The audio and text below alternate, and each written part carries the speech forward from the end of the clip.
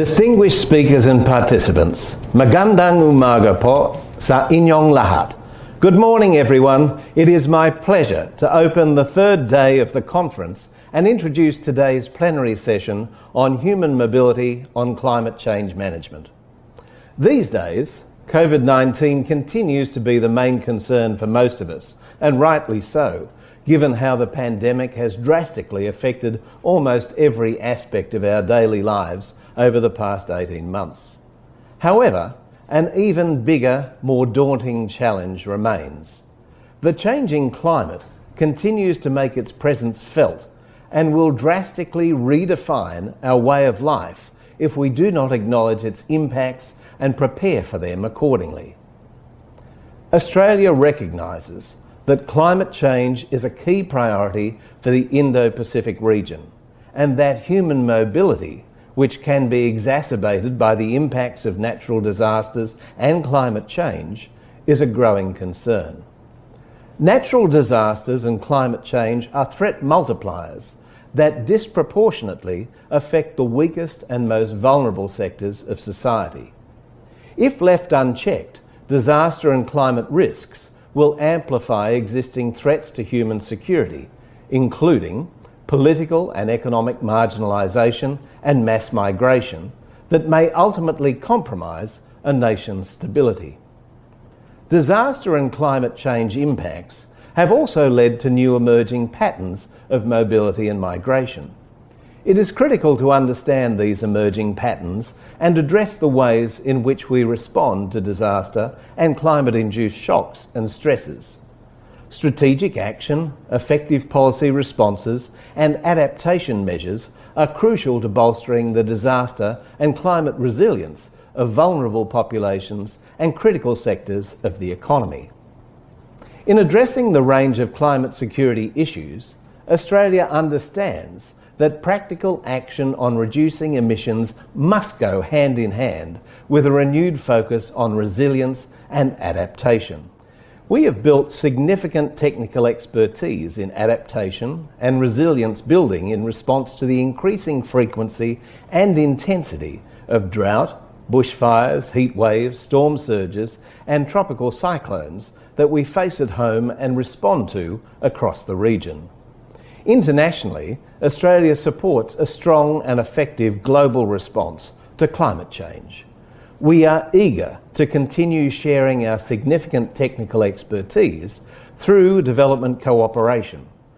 Australia's forthcoming National Climate Resilience and Adaptation Strategy, our adaptation communication to the United Nations Framework Convention on Climate Change, and through our engagement in the Global Adaptation Action Coalition. A significant portion of our $1.5 billion Australian dollars climate finance commitment from 2020 to 2025 is focused on adaptation and building resilience across the Indo-Pacific region.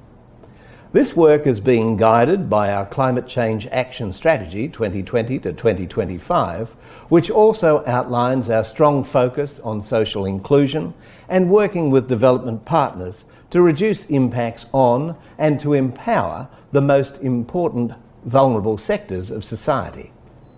Investing in resilience saves countless lives and prevents people from experiencing significant difficulties and hardships brought about by natural hazards and extreme weather events associated with climate change. This, in turn, reduces the potential for large-scale population displacement. In the Philippines, Australia has provided 1.2 billion pesos to support the implementation of policies and activities on disaster and climate risk management in partnership with Philippine government agencies, Australian scientific agencies, multilateral development organisations and non-government entities. We have also provided recovery support to areas that have been significantly affected by extreme weather events, such as Super Typhoon Yolanda in 2013 and Typhoons Rolly and Ulysses in 2020. To continue our resilience building investments in the Philippines, I am really excited to share with you our new disaster and climate resilience program called SHIELD. or strengthening institutions and empowering localities against disasters and climate change, which aims to make all people in target communities safer and more resilient to the impacts of disasters and climate change.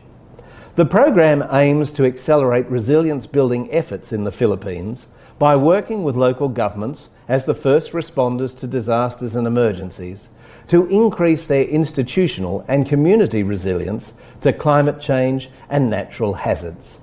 SHIELD is a 630 million peso investment which will be implemented in 10 of the country's most vulnerable provinces, as well as in Metro Manila and in the Bangsamoro region over the next 6 years from 2021 to 2026. The timing of this partnership is particularly relevant as our two countries celebrate 75 years of bilateral cooperation this year.